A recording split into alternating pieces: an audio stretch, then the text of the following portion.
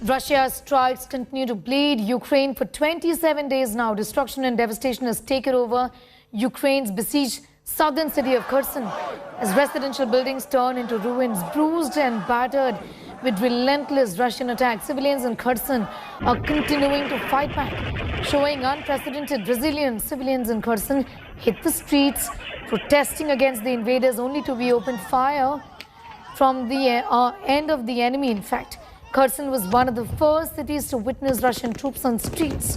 Making a symbolic move, the Russian army had removed Ukrainian flag from the city administration building on the 17th of March amid heavy resistance from the citizens. The besieged city refused to cooperate with the enemy troops. Russian forces even lost one of the top commanders amid the battle. Kiev tells a similar story.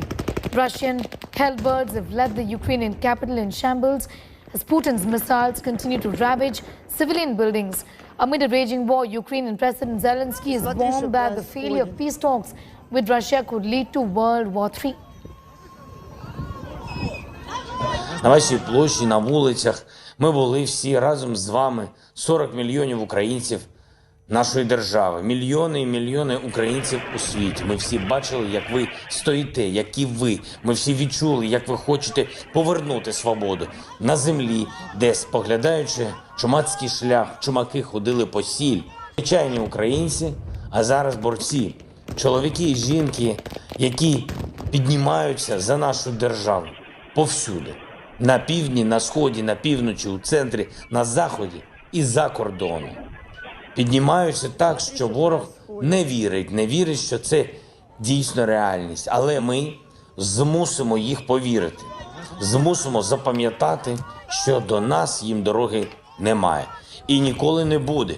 У Київ, який мужньо і велично стоїть над Дніпром. Rajesh Pawar is getting us more details. He joins us from the capital city of Kyiv. Rajesh, first to you for an update on the current situation right now, the situation in the capital city of Kyiv, and also to tell us a little more about the Russians' their progression essentially in Kherson. Look, as far as Kyiv is concerned, there were few explosions today morning, and about 3 explosions have happened in last half an hour to 45 minutes also.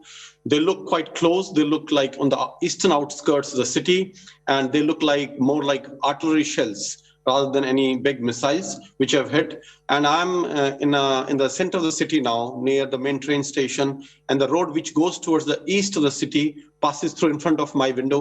And I've seen movement of a lot of ambulances from here in the morning today and in the afternoon now, which indicates that they are expecting, or there are probably a lot of people who have got seriously injured or have died in these explosions, which have happened today morning. Besides this, the fighting on the outskirts of the city have seen a lull for last 4 to 5 days, and it continues today as well. There are no reports of intense fighting on the outskirts of the city, which witnessed very heavy fighting last week. As far as Kherson is concerned, there were this protest by civilians in the Independence Square of Kherson city, which was dispersed by firing as well as use of stun grenades on these protesters, peaceful protesters, which happened in Kherson yesterday.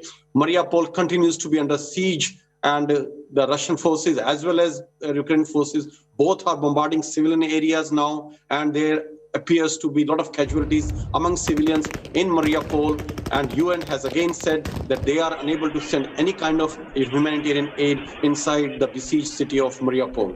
Over to you. You know, Rajesh, as far as this major conflict is concerned, we've also seen fingers being pointed at each other. US has pointed fingers at India for blaming us for our grounds really being shaky as far as our position on Russia is concerned. But at the same time, there is a sense of betrayal that many Ukrainians would be feeling, given that it was understood almost that NATO countries would be coming to the rescue of Ukraine. At least that would have been the understanding. And now in the context of this, the fighting has intensified, even as Joe Biden is all set to be in Poland for an important NATO meeting. Look, everything depends on this meeting for which Joe Biden is coming to Europe. He will have a meeting with his NATO partners. Also, he is going to meet all EU leaders, and he will be meeting leaders of G7. So all eyes on this meeting now, because that will decide the outcome of this war, or at least the course of this war in next few days, depending on how much aid they agree to give to Ukraine, how much direct military support they agree to give to Ukraine. Also, there has been demand from Poland that they want peacekeepers inside Ukraine. Now, this is a very interesting proposal, because any kind of peacekeepers coming from US or from NATO countries would mean a direct intervention in a Ukrainian military conflict as far as Russia is concerned. So they cannot be from those countries.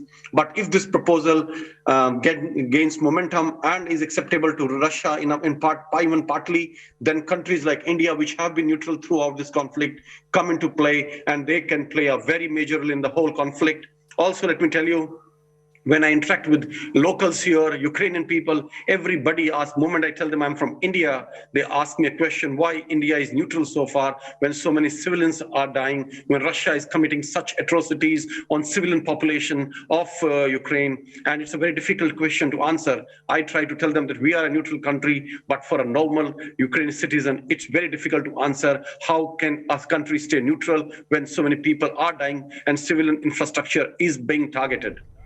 Opinions. Yes, Rajesh, there are mixed opinions here in India as well when it comes to India's own position. But at the same time, questions can be raised about, the manner in which NATO countries have also refused to be involved. Now, you did say Poland wants, peacekeepers. Poland has its own interests. It's a border country with Ukraine. Also, it has taken in many refugees from Ukraine. Poland would be concerned as well, given Russia's maneuvers.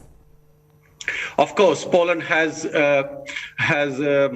spoken about the threat which it faces from Russian forces, and that is the reason Americans decided to deploy 2 batteries of Patriot missiles, which is very advanced anti-aircraft and anti-missile system, which was deployed in Poland just 3 weeks back. Ukraine wanted something similar, but it has not come through. What Americans promised, 750 pieces of anti-aircraft batteries or machines. What they are now giving is the Soviet-era old 40-year-old anti-aircraft systems, which are probably of not much use against modern Russian aircrafts. Also, Poland is reeling under the pressure of heavy influx of refugees. Now, Germany has estimated that the number of refugees coming to Europe can exceed 10 million. And it is now, in a way, straining the economies not only of Poland, but Hungary, Slovakia, Moldova, and to a certain extent, even Germany. Over to you. Rajesh, thanks for getting us up to speed. With all those developments, we'll of course keep coming back to you for more on that. Do be safe. Continuing with our focus on Ukraine, it's day 27 of Putin's invasion, and key Ukrainian cities continue to be battered by Russian airstrikes. Several cities, including the capital of Kiev, where Rajesh was reporting from, have suffered damages from relentless Russian bombardment. A shopping center in Kiev was heavily damaged after a massive explosion struck Kiev by Russian shelling, leading to 6 deaths. Here's more.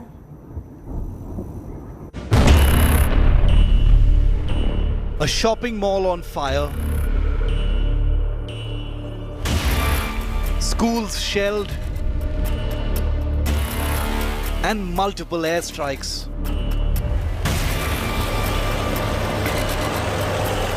Ukraine continues to face the unsparing onslaught of Putin's war machine. With the Russian invasion of Ukraine entering its 26th day, the blood is continuing to flow on the streets of Kyiv, Mariupol, and many other cities and towns spread across this big country.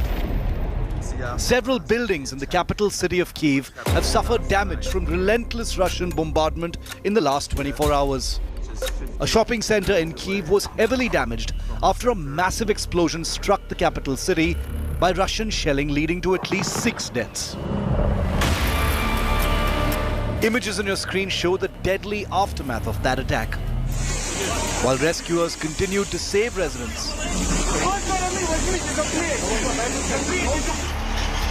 But the forces advancing from the direction of Hostomel to the northwest were repulsed by fierce Ukrainian resistance. The Russian forces have made an all-out assault on the port city of Ukraine's Mariupol with multiple airstrikes. The western Ukrainian city of Rivne witnessed 2 massive missile strikes on a training ground captured on night camera. The port city of Odessa too has witnessed huge destruction due to shelling from Russian naval artillery. But Ukraine continues to mount a counterattack on Russian forces. The country has refused to back down even after 26 days of constant battering. A Russian warship, for instance, was targeted by Ukrainian forces, leading to a huge explosion off the coast of Odessa.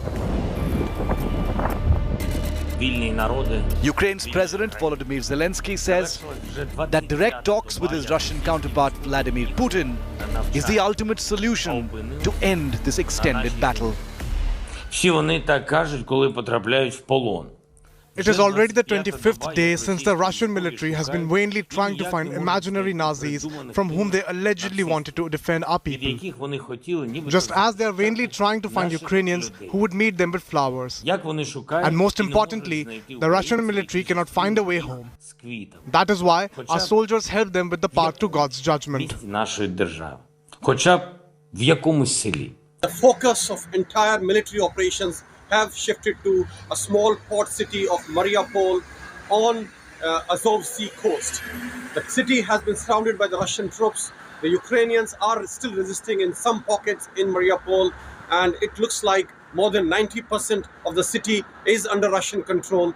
They have given a choice to the people there that they may leave. They may lay down their weapons, and they can leave the city. They will not be harmed. But if they do not do that, then the offensive will progress and many more casualties can be seen.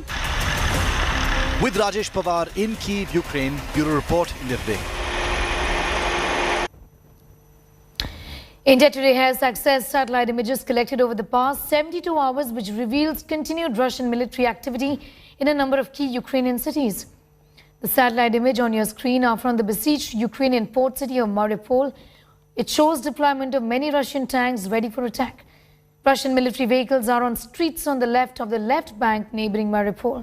Artillery forces remain deployed around each of these three cities, and they continue to fire on civilian areas with widespread damage seen on residential buildings and industrial areas and infrastructure. Forces are going all out to capture the city of Mariupol and have even entered the heart of the city. In spite of the siege in Mariupol, Ukrainians are refusing to give in to Russian troops. Ukrainian officials yesterday defiantly rejected a Russian demand that their forces in the besieged strategic port city of Mariupol lay down arms and raise white flags in exchange for safe passage out.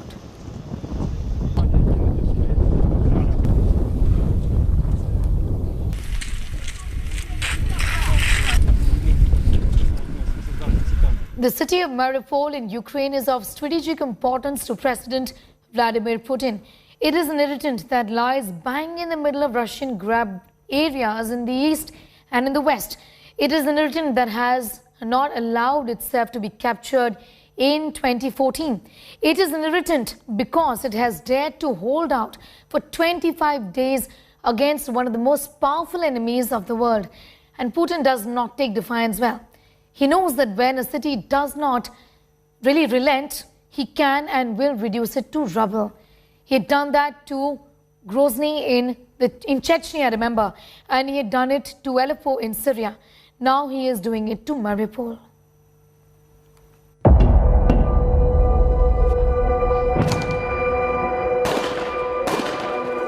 This is not the first time that Mariupol has been attacked by Russian forces. And this is not the first time that the city has resisted.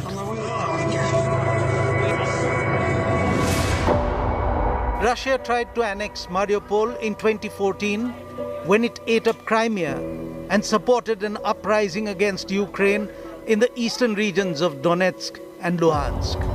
Russia needed Mariupol to connect Crimea with the pro-Russian regions.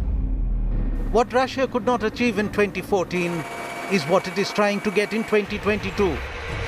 And if not then, Putin's army is ready to lay waste this city of Ukraine now. Mariupol in southeastern Ukraine is a business hub, exporting coal, steel, machinery and grain. Mariupol has large iron and steel works, as well as ship repairing units and fish canning factories. The city lies along the estuary of rivers, 10 kilometers from the Sea of Azov. A large fishing fleet used Mariupol as a base with a dredged channel leading to the open sea. Mariupol was home to some 450,000 people before the Russian bombs began falling on the city. Russian forces have totally encircled the city. There is no electricity, no water, nor gas. Under constant attack, the people of Mariupol spend most of their days in shelters and basements, rarely coming outside. Ukraine says around 300,000 people are still trapped in the city.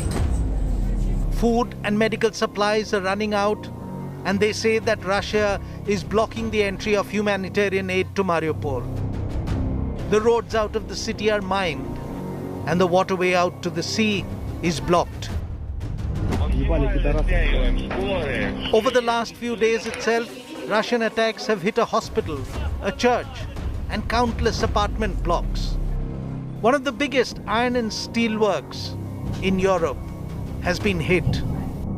And the estimates are that about 80% of Mariupol's residential buildings are either damaged or destroyed, many of them beyond repair. Тому переговори про мир Negotiations about peace, about security for us, about security for Ukraine are substantial, fair, and without delays. This is the only chance for Russia to reduce the harm from its own mistakes. We were always insisting on the negotiations. We were always offering dialogue, offering a solution for peace. I want everyone to hear me now. On 16th March, Russia bombed a theatre where 1,000 people were believed to have taken refuge. No one knows how many died and how many survived. Sources inside Mariupol administration say there are survivors still trapped inside. Maxar technology, which analyzes and posts satellite imagery, said that its satellite images captured the word children written in large white letters in front of and behind the theatre. The word was written in Russian. The theatre was still bombed. The city council of Mariupol in a telegram message said Russian forces purposefully destroyed the drama theatre in the heart of Mariupol, and that a plane dropped a bomb on a building where hundreds of residents were hiding. Moscow has denied bombing the theatre or targeting civilians. On Sunday, 20th of March, Russian bombs fell on an art school in Mariupol. Ukrainian officials say there were around 400 people who were inside seeking shelter, thinking that a marked school would be spared. It was not. The extent of damage and casualty is still not known. наші хоробрі захисники продовжують. Our hearts are broken by what Russia is doing to our people, to our Mariupol, to the Donetsk region. They are under the rubble, and we don't know how many of them have survived. But we know that we will certainly shoot down the pilot who dropped that bomb, like about other 100 such mass murderers whom we already have downed. According to news agency AP, the dead in Mariupol are being buried in mass graves. There is no other option left, and the dead include children. The bodies of children all lie here, dumped into a hastily dug narrow trench in the frozen earth of Mariupol, reports AP. There is 18-month-old Kirill, whose shrapnel wound to the head proved too much for his little toddler's body. There is 16-year-old Ilya, whose legs were blown up in an explosion during a soccer game at a school field. There is the girl no older than 6, who wore pajamas with cartoon unicorns, among the first of Mariupol's children to die from a Russian shell. AP reports there are other dead bodies as well, not just the young, but older ones. Workers toss the bodies as fast as they can, because the less time they spend in the open, the better their own chances of survival. Death stalks Mariupol. Days ago, bombs rained down on a hospital, one of several medical facilities that seem to have been directly targeted. The cost in civilian lives keep mounting. The woman on the stretcher died, and a child was delivered stillborn. The city officials of Mariupol say that they have records of around 2,500 civilian deaths in the city. But the numbers would be more, because there are dead bodies all around that couldn't be collected because it is too dangerous. And Russia continues to fire rockets and bombs from the land, from air, and from sea towards Mariupol. Since Russia launched its invasion of Ukraine, at least 500 people have been killed in the city of Kharkiv alone. The second largest city of Ukraine is under heavy Russian bombardment. Scenes of death, despair and destruction are visible here. Here's more.